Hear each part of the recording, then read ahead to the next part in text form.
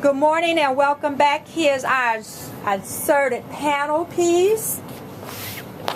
Look, it's inserted in the back. So, you know, you can do the same thing, but you can applique it on top. But you would have that extra layer of fabric. So this way you can stitch it in and insert your pattern piece or your fabric piece or whatever it is into a shirt or whatever you desire. And then we got our corners to lay nice and flat. So like a pro, I hope that you will try it on something. You won't be afraid to try and do it. Do the stay stitch on both sides. Make sure you clip the corners and then stitch right in. And may God bless all your sewing, knitting, crocheting projects, and sew like a pro. See you next time. Good morning, welcome to Sew Like a Pro Quilting Edition. And you might use this for some other projects, I'm not sure. Recently I've been quilting since COVID kicked in, and I've been experimenting with making different patterns and different shapes and just learning different quilting techniques.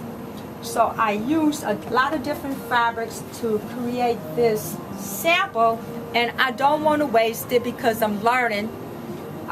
So I want to take this and insert it into this because I think these colors work well together, and then I can utilize this piece and make a quilt. So I want to show you that I took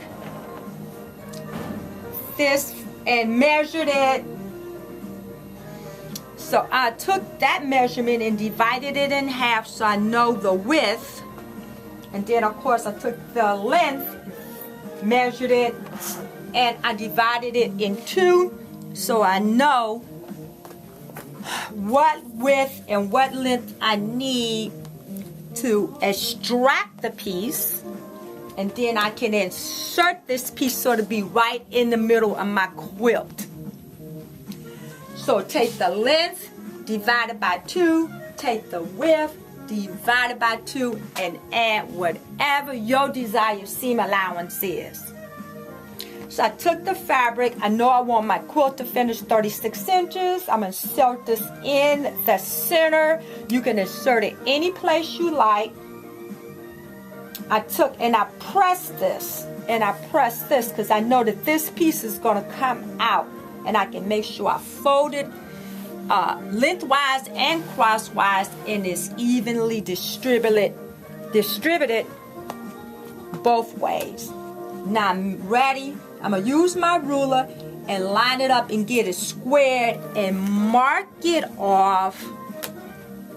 I'm going to cut it out. Don't forget to add your seam allowance. Then I'm going to notch or mark the very corner, the very 4 corners, the very center, center. And then I'll pin it in place, and then I will sew it in place, and I'll show you how to do that. So you can take your marking pencil, whatever it is you use. This I already measured and got it divided up. And then I'm going to take my ruler and draw my line in. And take my ruler and square it. Make sure it's square. And draw my other line in. And then you can use your scissors or whatever method you use to cut this piece out. So we're going to extract the piece so that we can insert a piece without having the seams on the lengthwise or crosswise. So that's going to take a little skill, but I'm going to teach you how to do it today. Be right back. I'm going to cut this out, and I'll be right back to show you how to insert it. Welcome back to Sew Like a Pro. I have my piece cut out. I'm ready to go. I did a stay stitch. A stay stitch is a stitch you want to stitch on the area that you're about to sew on. The stitch stays. You don't have to remove it. That's why it's called a stay stitch. So I did it on both sides. That's going to stop my fabric from stretching, and it's going to give me a guide. So I stay stitch at the exact width that I want to sew or a little smaller. So if I take my pen and put it right through my stay stitch, I clip my corners, and then I insert the pen right through the exact same corner. I know I'm going to hit those points every single time. And then I matched up my notches, and see, they line right up perfect. So measure, and like the carpenter says, measure twice and cut once. So measure, check, make sure everything will fit before you start. So I'm going to start right in that corner, because I know that worked. And I'm going to sew the same width as my stay stitch, or I can sew right next to it so it don't show up on my quilt or whatever I'm inserting a piece into. So say for instance you may have something and you want to insert it on the back of a shirt or something, whatever. Anyway, many ways to do things, and never stop learning. So here I'm stitching right next to my stay stitch, right on the outside of it, so it won't show.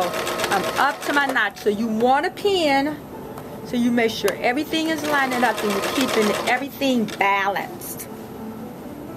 And I'll take my time and sew right up to my next pin. That's what I want to show.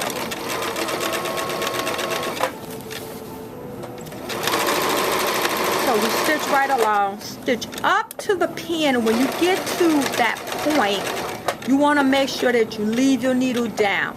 Now take your time and get right in that place. Pull the pin out and then turn. You want to leave the needle down in the fabric so you don't lose your place. That is just imperative. Move the fabric around so that it'll lay flat and you'll get a nice point and no puckers.